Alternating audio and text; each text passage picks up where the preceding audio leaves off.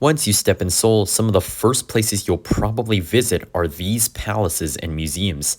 However, I found them to be overrated, as you can only observe, not experience. I mean, the most interesting parts were that I could take off my mask, and with that, there are two places I'd absolutely recommend going to as alternatives. You will actually get an authentic Korean experience. The first is in the outskirts of Seoul, known as the Korean Folk Village. 자력이 부족합니다.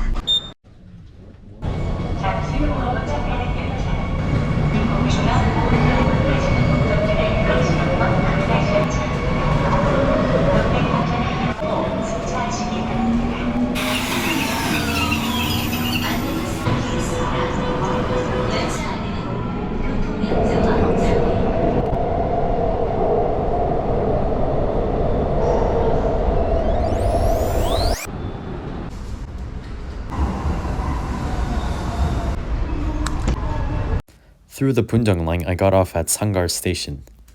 Once there, I purchased my ticket, and there were no shortage of people in hanboks. Also, there are a lot of small children around, so just a heads up if you're annoyed by their mere presence like I am. Once you're inside, you're not only bombarded with a bunch of artifacts, but also an insight into how Koreans used to live. Examples being fortune telling, how they studied, how they cooked food, how they stored food. For example, this is where they stored kimchi, and by the way, this looks really freaking comfortable. I could live in here. Moving on, you could also discover how they punish criminals.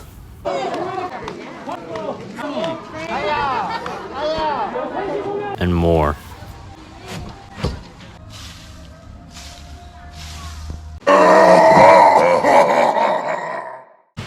You can also play a little bit with the water.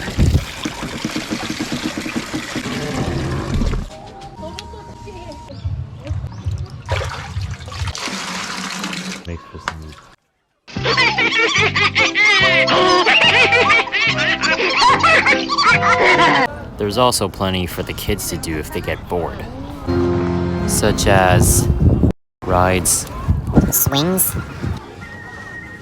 posing, horse rides, and whatever this is.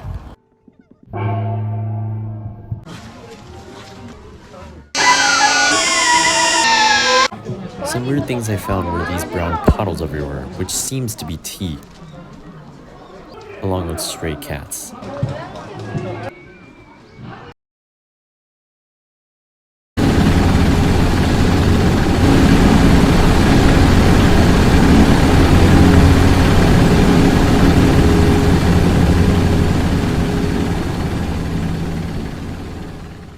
Now it was time for me to have a little lunch. I entered a traditional dining area, where I had to take off my shoes. I tried the traditional Korean potato pancake along with some vegetable noodles. Later on, I headed out and got chicken on a stick.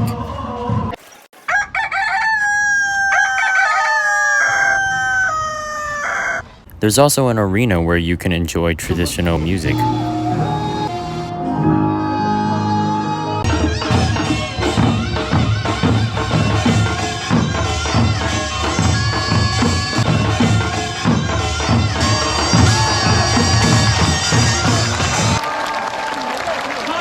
And of course, there are plenty of places for you to just sit back, relax, and enjoy the view.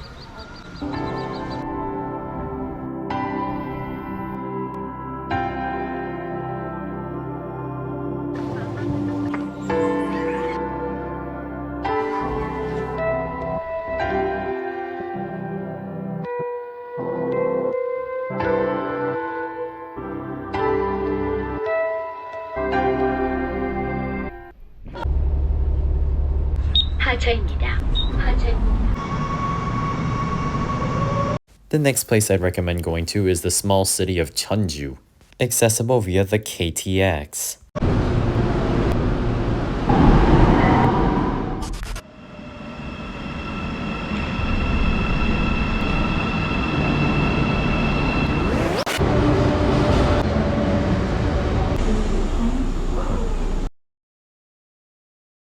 made my way to a bus stop across a big intersection. This Hanok village is exactly how I'd imagined Korea to look like if it wasn't so influenced by the West. Everything from its residencies, roads, restaurants, and resting areas all look as though they're straight out of the Joseon era.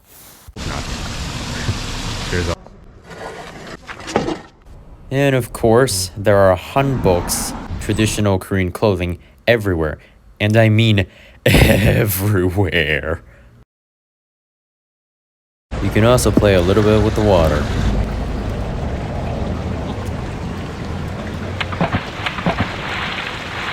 Now it was time for me to try some of the Jeonju exclusives, including the famous bibimbap. Although I'm not a fan of bibimbap as a whole, the banchan was absolutely top-notch.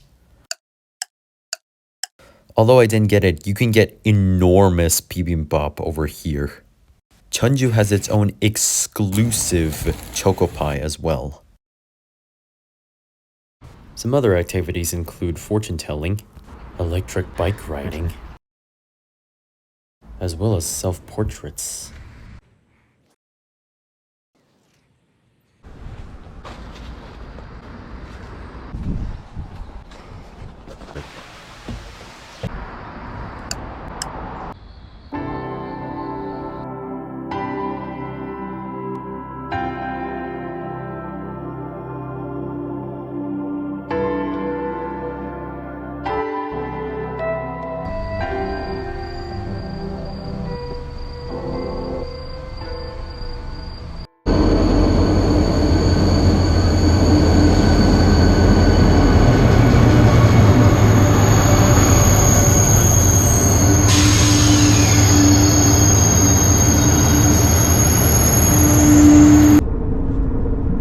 Well, that's it for today. Thanks for watching.